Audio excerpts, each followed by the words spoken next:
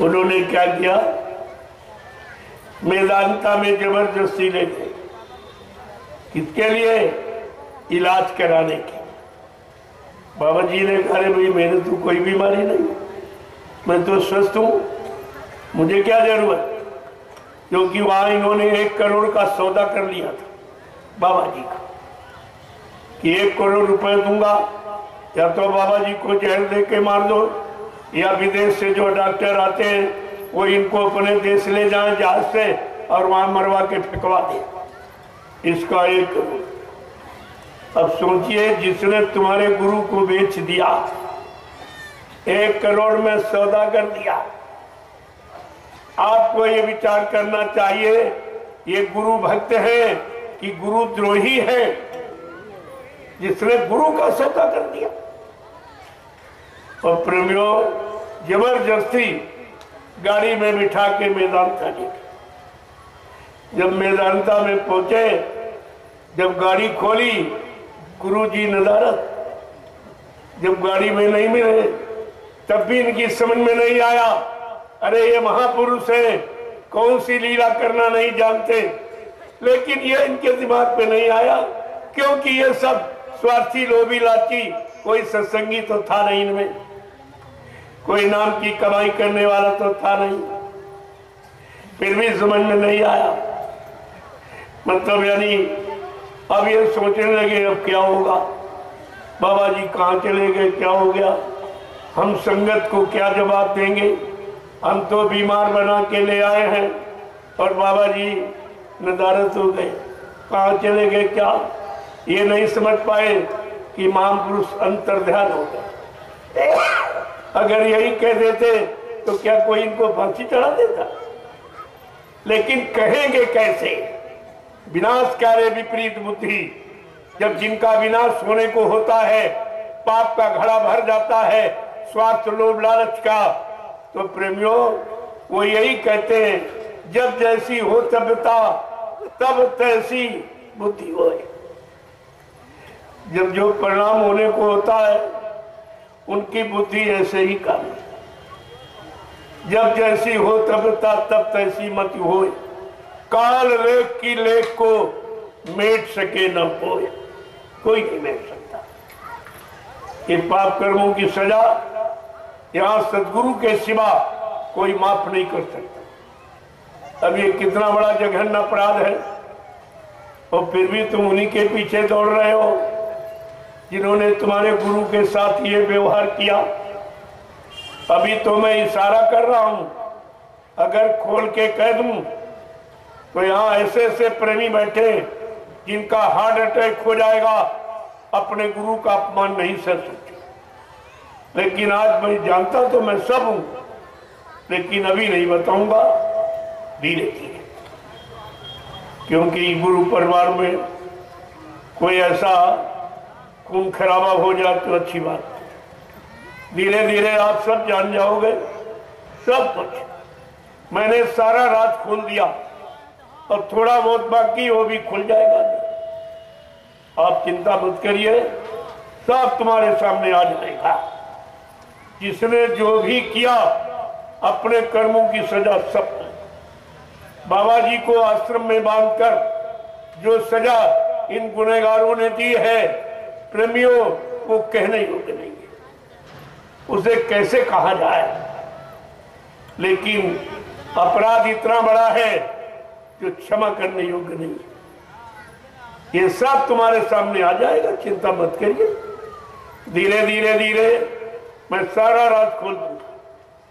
ये देवलखा में मैंने कार्यक्रम क्यों दिया?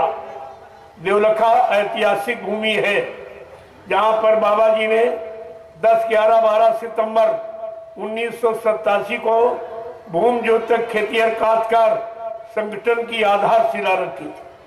मैं चाहता था जिस पर आधारशिला रखी है उस ऐतिहासिक स्थान पर जो बेचारे नए प्रेमी हैं या कम दिनों के नामदानी जिनको इलाज नहीं मालूम, मैं ये सब उनको बता दूं। लेकिन ये लोभी लालचियों ने तुमसे सेवा ली, वो सेवा घूस रिश्वत देकर इस कार्यक्रम को निरस्त कराया गया। लाखों रुपए दिया सत्संग बंद कराने में। अरे सत्संग कराने में खर्चा करना चाहिए कि सत्संग बंद कराने में?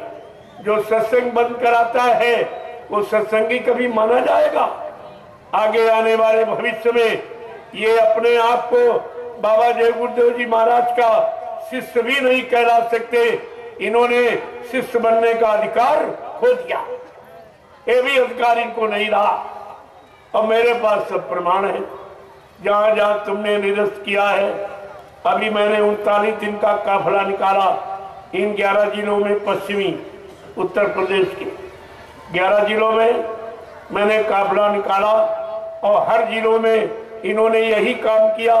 तमाम प्रेमियों की सेवाओं को घूस रिश्वत देकर बंद कराने का प्रयास किया, लेकिन मैंने कहीं भी कार्यक्रम बंद नहीं किया।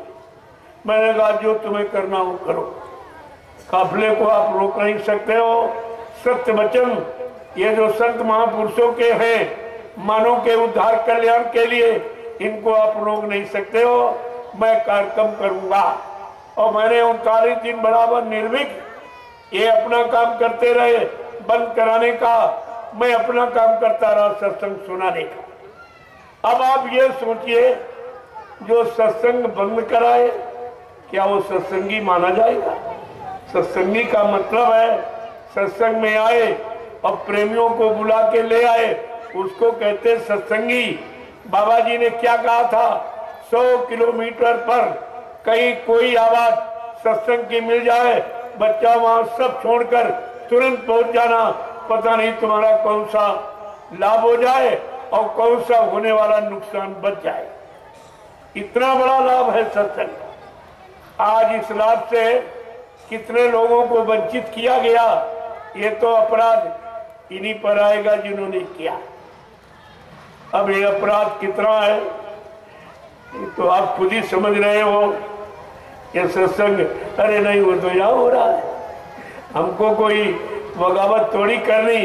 हिंदुस्तान इतना बड़ा पड़ा है, मैं कहीं करने लगा जंगल में, वही इकट्ठे हो जाएंगे प्रेमी। अब देख लीजिए यहाँ भी इकट्ठे हो, यहाँ भी इकट्ठे हो। जिनको गुरु से प्रेम है, गुरु की चाह है, गुरु में लगन है, गुरु को अपना मान लिया है, वो प्रेमी टिकने वाले नहीं तो कहीं न कहीं जरूर जाए। वो इनके कहने से रुकने वाले नहीं है, वो तो अपने आप पहुंच जाएंगे वहां। और जब वचन मिलेंगे तब सब जान जाएंगे। मैं आपसे एक बात पूछने आया हूं और कुछ आपको बताने आया, और मेरा कोई काम ना कोई सेवा मांगना। कोई कह दे हिंदुस्तान में मैंने किसी से 1 रुपया कभी नहीं मांगा, आज भी नहीं मांगता हूं और आगे कभी नहीं मांगूंगा। हमको इसकी जरूरत है। पहले सुन लीजिए आप, हमको तुम्हारे धन दौलत सामान की जरूरत नहीं है, हमको तुम्हारी जरूरत है। और इन लोगों को तुम्हारे पैसे और सामान की जरूरत है और हमको तुम्हारी जरूरत है। अब आप सोच लीजिए हमारे इनमें कितना अंतर है। हम तो अपना गुरु परिवार इकट्ठा कर रहे हैं और ये सबको करना चाहिए। जब परिवार बिखर जाता है, परिवार की शक्ति कमजोर हो जाती है। इसलिए हमारा गुरु परिवार 45 करोड़ का। अगर हम अपने गुरु परिवार को जिस दिन इकट्ठा कर लेंगे, हमारे सामने कोई टिकने वाला नहीं, क्योंकि इतना बड़ा जनमत न किसी राजनीतिक नेता पार्टी के पास और न किसी धार्मिक मिशन के पास। तो हमें किसी की क्या जरूरत, किसी के आगे हाथ फैलाने की, भीख मांगने की क्या जरूरत। हम अपने बिखरे परिवार को इकट्ठा करें। मैं 10 वर्ष से गुरु के वचनों को सुना सुना कर प्रेमियों को एकत्र कर रहा हूं और इनसे कुछ नहीं ले रहा हूं। सब बैठे पूछ लीजिए। इन्होंने जबरदस्ती कहा नहीं नहीं हम आपके साथ जा नहीं सकते, हमारे पास समय नहीं है, घर गृहस्थी परिवार बाल बच्चों को छोड़कर आपके साथ कैसे चलूं। आप ऐसा करें, हमारी कुछ गाड़ी कमाई ये अच्छे काम में लगा देना, कुछ हमको भी लाभ मिल जाए। हमने कहा अगर ऐसी तुम्हारी कोई इच्छा है, हमको तो चाहिए नहीं, क्योंकि हमारे कोई बीवी बच्चा है नहीं जिसके लिए मैं आपसे झूठ बोलूंगा या मैं संचय करूंगा। न मेरा कोई बैंक बैलेंस खाता है, एकदम खुली किताब आपके सामने। मैं जैसा बैठा हूं बस इतना ही मेरे पास, और ये भी आपका। ये कपड़े आप लोग देते हो वही पहले बैठा हूं। मेरे पास अपना कपड़ा भी नहीं, मेरा कोई बैंक बैलेंस खाता नहीं, मेरे पास कोई बक्सा तिजोरी नहीं।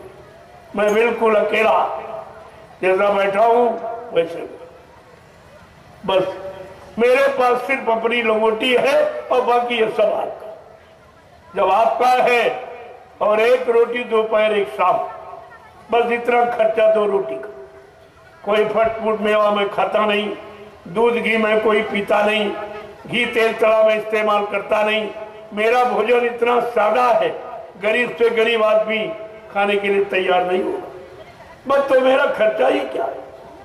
जब 2 रोटी सिर्फ, वो तो हर गरीब के घर में मिल जाएगी, फिर तुम्हारा पैसा सामान लेके हम क्या करेंगे? लेकिन आप मानते नहीं हो। नहीं नहीं भाई ले लीजिए, अच्छे काम में लगा दीजिए। तो आपने जो दिया मैंने नैमिषारण की पावन पवित्र भूमि पर सब लगा दिया।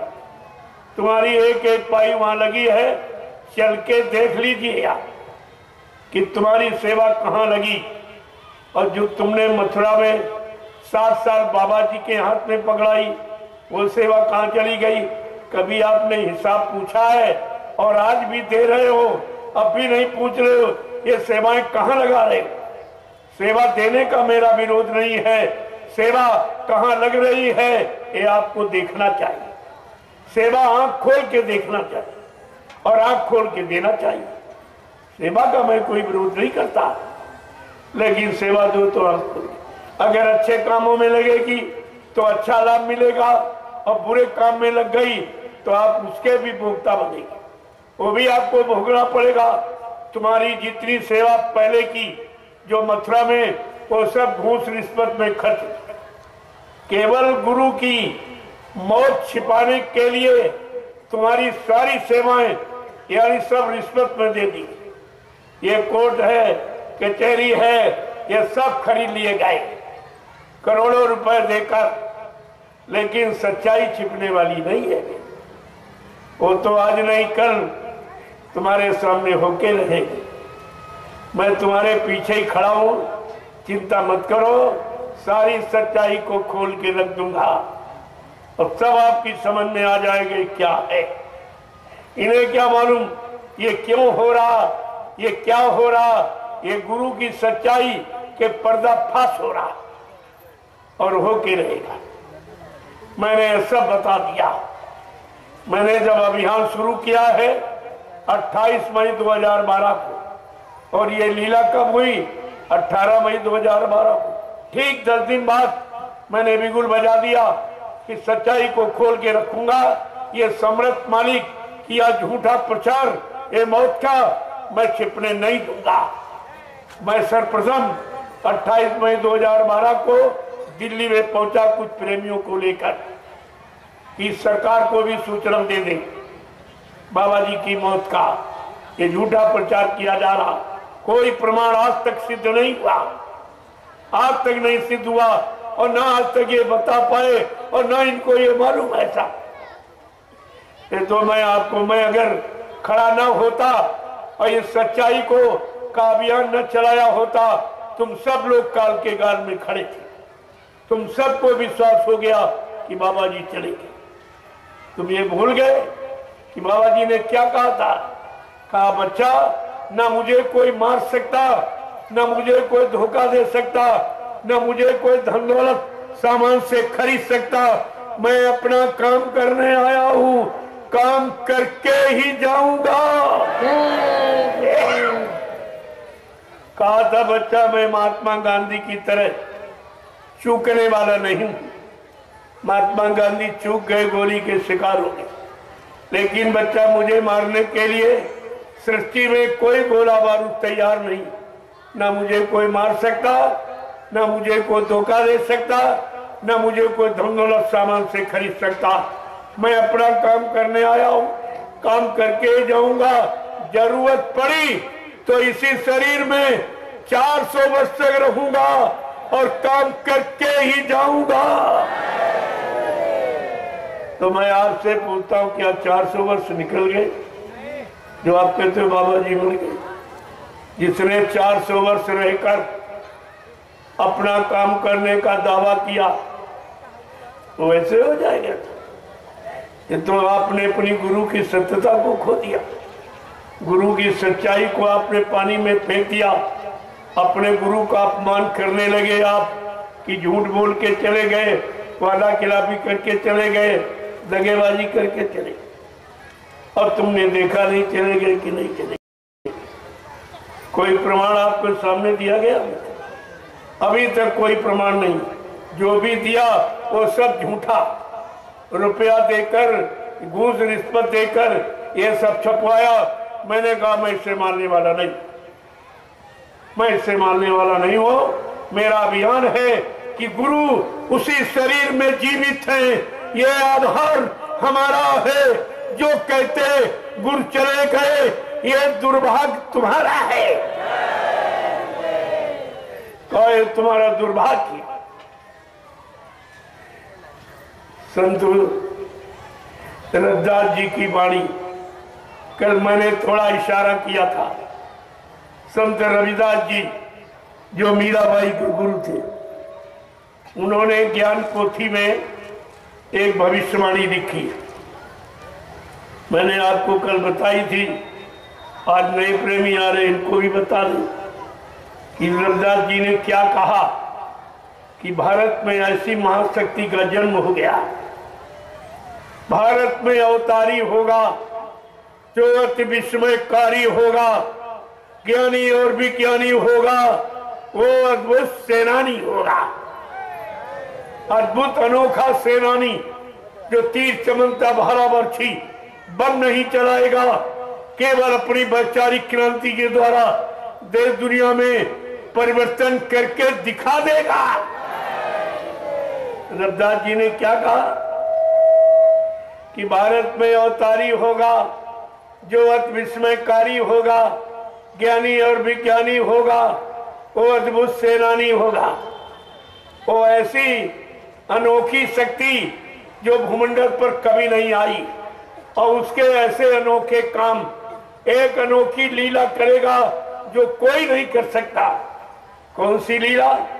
रविदास जी ने क्या कहा? जीते जी कई बार मरेगा। प्रेमियों, क्या मर के कोई जिंदा हो सकता है? ये भी लीला करेगा। जीते जी कई बार मरेगा, छंदम भेष में वो विचरेगा, देश बचाने के लिए होगा एक आवाहन, युग परिवर्तन के लिए चले प्रबल तूफान, तीनों ओर से होगा हमला, देश के अंदर द्रोही घपला, सभी तरफ कोहराम मचेगा, कैसे हिंदुस्तान बचेगा? आज वो समस्या आगे खड़ी हो, चारों तरफ से हिंदुस्तान की घेराघारी करने का प्रयास किया जा रहा। जो हिंदुस्तान को बचाएगा वो महापुरुष कहलाएगा, जो विश्व युद्ध को रोक देगा वो महापुरुष कहलाएगा। जब सारे विदेश के देश के लोग सब अणुबम परमाणु बम का प्रयोग करेंगे, जिसकी जहरीली गैस यानी जब वहां से चलेगी वो महापुरुष उल्टी हवा चला देगा, वो जहरीली गैस उन्हीं देश में पहुंच जाएगी, भारत को सुरक्षित बचा लिया जाएगा। जो भारत को इन स्थितियों से बचाएगा वो समय का महापुरुष कहलाएगा। अभी आपने जाना ही क्या, झूठा हल्ला कर दिया, मर गए, और तुम भी पीछे दौड़ने लगे। ऐसे मर जाएंगे। जो कलयुग का इतिहास बनाने आए, क्या इतिहास कोई इंसान बनाता? ये सब आपको याद रखना चाहिए। बाबा जी ने सब पहले ही यानी मतलब बता दिया कि मैं क्या करने आया हूँ और क्या करके जाऊंगा। ना मुझे कोई रोक सकता, ना मेरा काम कोई कर सकता। फिर भी आपकी समझ में नहीं आया कि हमारा गुरु कितना महान, कितना बड़ा सर्वशक्तिमान है, जो आज चैलेंज कर रहा सारे विश्व को चैलेंज कर रहा। तो मैं आपसे जो पूछने आया हूं, जरा आप सत्य बताना, बाल बच्चे परिवारदार हो, झूठ नहीं बोलना। आप लोग जब मथुरा जाते थे तो गुरु का दर्शन करने जाते थे कि चेलों का? जोर से बोलो। गुरु का। आप लोग मथुरा जाते थे गुरु का दर्शन करने कि चेलों का दर्शन करने? गुरु का। आप लोग मथुरा जाते थे गुरु की सुनने कि चेलों की सुनने गए थे? गुरु की। आप लोग मथुरा जाते थे गुरु की मानने कि चेलों की मानने जाते? गुरु की। और मान किसकी रहे? इन चेलों ने तो झूठा प्रचार किया है। चेलों की मान रहे, गुरु की भूल गए। गुरु का एक भी शब्द आपको नहीं याद है। गुरु बच्चों से इतने दूर चले गए और चेलों के बच्चों समझ में आ गया। ये प्रचार क्यों किया गया कि हम पर लोग विश्वास करेंगे कि हम बाबा जी के साथ रहते हैं, ये झूठ नहीं बोलेंगे। इन्होंने इसी का फायदा उठाने के लिए झूठा प्रचार किया। अगर ऐसा कह देंगे तो मथुरा का राज्य हमको मिल जाएगा। बताइए कितने बड़े लोभी लालची। इन्हें मथुरा का राज चाहिए, गुरु नहीं चाहिए, भगवान नहीं चाहिए, इनको सामान चाहिए। जरा विचार करो, क्या ये अपने आप को आगे आने वाले समय में बाबा जी का शिष्य कहला सकेंगे? कोई मानेगा? अरे थोड़ा समय और गुजर जाने दो, ये देश में मुंह दिखाने काबिल नहीं रहेंगे। इनका मुंह कौन देखेगा? गुरुद्रोही का। अरे जो गुरु को अपमानित करता है, और अपमान ही नहीं, झूठा प्रचार किया, मर के चले गए। और आप उसकी ये अपने गुरु का अपमान आप सुनते रहे, आपको शर्म नहीं आई? तुम्हारे गुरु का अपमान हो रहा है और तुम सब कानों से सुन रहे हो। धर्म शास्त्रों के पन्ने पलट के नहीं कभी पढ़े कि इसका परिणाम कितना बुरा होता है। गुरु निंदा सुने जो काना, पाप लगे गौ घास समाना। जो गुरु की निंदा कानों से अपने सुनता है, उसको गौ हत्या के बराबर पाप लगता। ये पाप तुम सब ने किया और अब भी कर रहे हो। अभी आपका ये बंद नहीं हुआ। मैं भी तुम्हारे पीछे ही लगा हूं कि किसी तरह जान लो, मान लो, अपने गुरु को पहचान लो, उनकी वाणी को पहचान लो, फिर से याद कर लो कि अभी जो जो कहा कुछ नहीं हुआ। और यहाँ यानी वो तो हुआ नहीं जो बाबा जी ने कहा, और ये पहले के लिए मर के चले गए, फिर ये करेगा। इनसे पूछो, क्या तुम सतयुग ला सकते हो, कलयुग को भगा सकते हो? जो कह रहे हो बाबा जी मर गए, फिर ये काम कौन करेगा? और सारे विश्व को न्याय, सुरक्षा, रोजी रोटी कौन देगा? ये कौन देगा? कम से कम आप पूछिए तो कि दूरदर्शी का ये संकल्प है, दूरदर्शी की ये प्रतिज्ञा है, और दूरदर्शी की भूमिका बाबा जी ने बनाई, किसी इंसान की बनाई नहीं। ये दूरदर्शी शब्द ही सृष्टि में कभी नहीं आया था। दूरदर्शी का मतलब जो दूर तक देखने वाला, दूर तक सोचने वाला, दूर तक विचारने वाला, सबके कष्ट मुसीबत को दूर करने वाला, उसको कहते हैं दूरदर्शी। दूरदर्शी कोई राजनीतिक आर्टी पार्टी नहीं है। दूरदर्शी एक व्यवस्था है सारे विश्व को सुख शांति देने वाली। उस व्यवस्था का नाम है दूरदर्शी। दूरदर्शी नहीं राजनीति, गुरु को पाने की है एक नीति। ये गुरु तक पहुंचने की सड़क, रास्ता है, लेकिन अभी तक लोग इसको बिल्कुल नहीं। 18 वर्ष प्रचार कराया गया दूरदर्शी का। जब सत्संगी की समझ में नहीं आया, तब बाबा जी ने कहा ये मेरा ब्रह्मास्त्र है, इसको चुपचाप रख दो, इसकी अभी जरूरत नहीं है, आगे इसकी जरूरत पड़ेगी।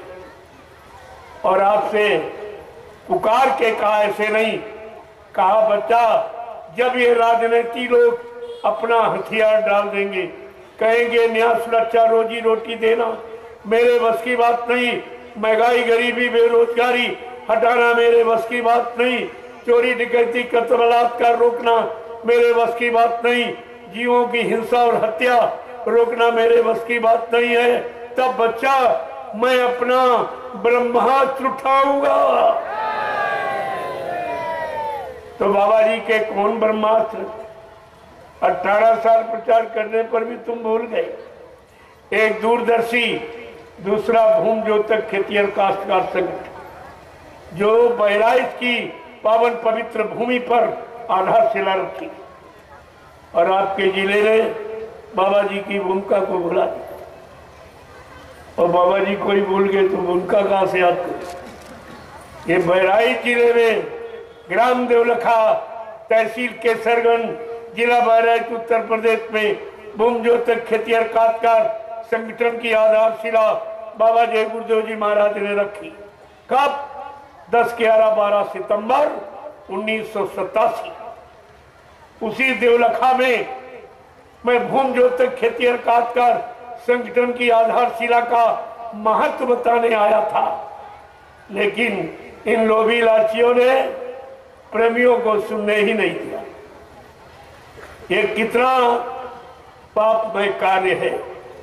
अच्छी बात, सच्ची बात, सबके भलाई की संत महापुरुषों की वाणी को जो रोकता है उसका विनाश होता है। यही काम हिरण्यकश्यप ने किया, मारा गया, और रावण ने किया, मारा गया, कंस ने किया, मारा गया, जरासंध ने किया, मारा गया। क्या तुम्हारा परिणाम कुछ और होगा? तुम भी तो वही काम कर रहे हो। गुरबाणी का प्रचार प्रसार होना चाहिए कि गुरबाणी को रोका जाए। अगर गुरबाणी रुक जाएगी तो फिर बचेगा क्या? फिर लोगों के बचने का और कौन सा दूसरा रास्ता है? कैसे इन लोगों को बचाया जाएगा? बाबा जी ने कहा था, तुम भी दुनियादारों के बीच रहते हो, तुम्हारा कोई गुरुदेव नगर अलग नहीं बसा है, इसलिए जो भी संकट आएगा सब पर आग लगेगी। अगर वो जलेंगे तो आंच तुमको भी लगेगी। ये सब आपको स्पष्ट करके बताया गया। जब आग लगेगी, त्राहिमाम कोहराम मचेगा, दुनियादार के लोग जलेंगे, शराबी कबाबी, तो तुमको भी आंच लगेगी। इसलिए तुम अपने बचने बचाने का प्रयास कर लो।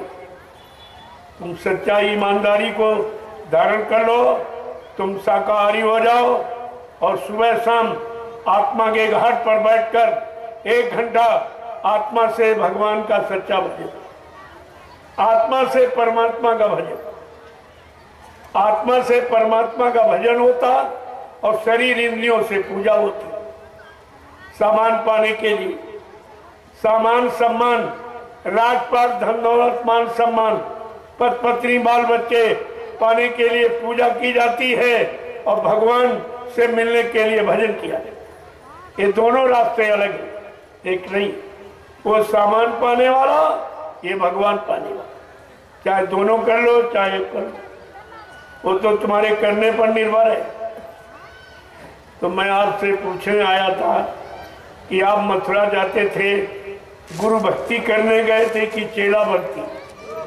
और ये सब चेला भक्ति करता। कहा था मैं ऐसी एक लीला करूंगा, ऐसा छोटा सा खेल खेलूंगा, मेरी लीला खेल के देखकर तुम भ्रमित मत हो जाना, भजन करके मेरा इंतजार करना। मैं देखूंगा तुम मेरे चेले हो कि मेरे चेलों के चेले। कहा ये सब देखूंगा और ये सब हो रहा है और तुम ही लोग कर रहे हो और समझ नहीं पा रहे हो।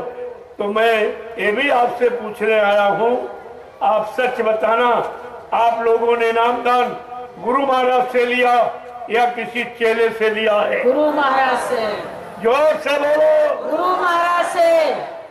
आपका हाथ गुरु महाराज ने पकड़ा या किसी चेले ने पकड़ा है? गुरु महाराज ने। आपकी जीवात्मा को जगाने का, परमात्मा से मिलाने का, जीवात्मा को निर्धाम पहुंचाने का वादा ये गुरु महाराज का है या किसी चेले का है? गुरु महाराज का। फिर तुम जा कहाँ रहे हो?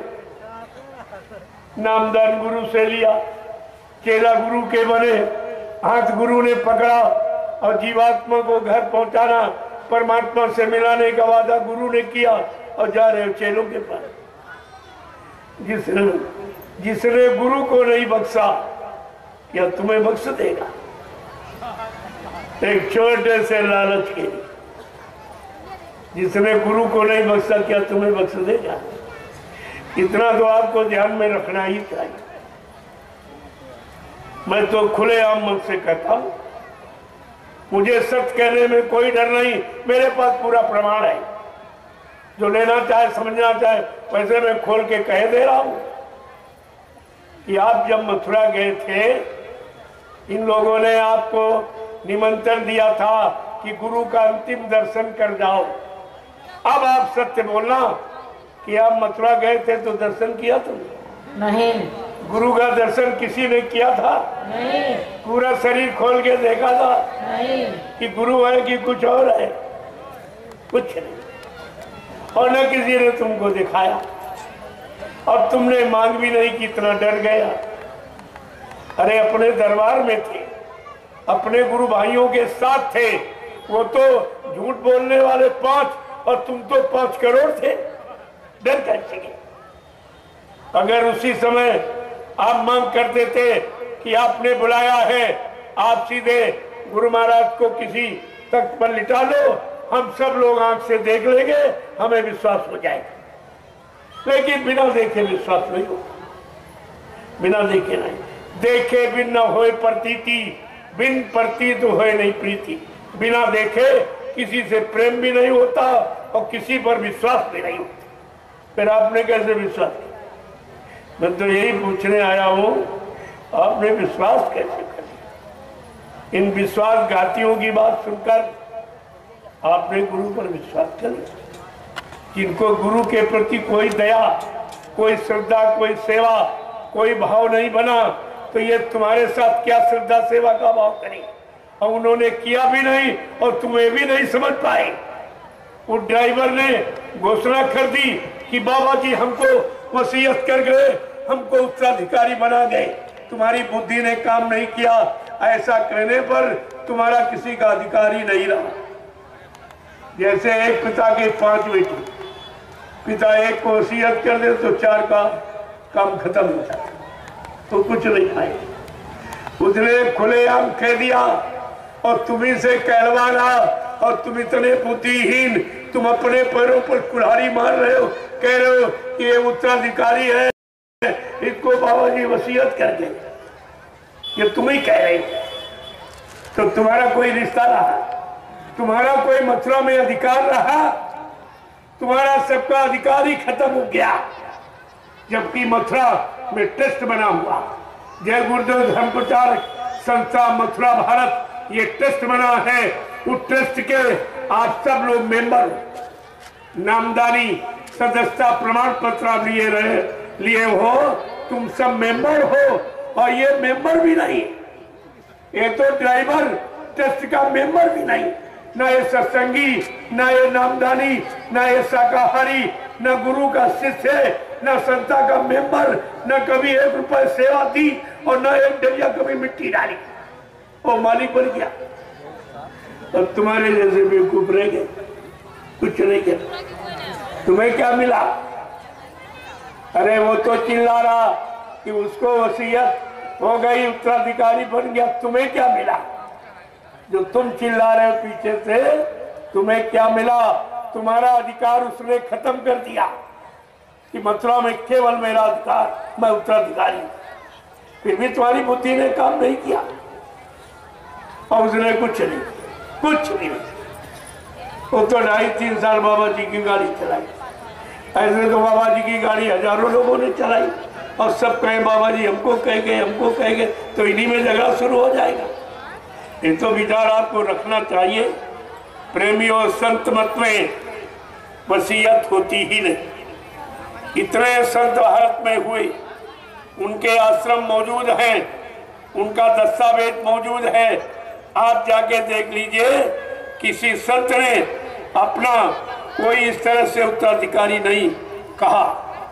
हाँ बनाया कब?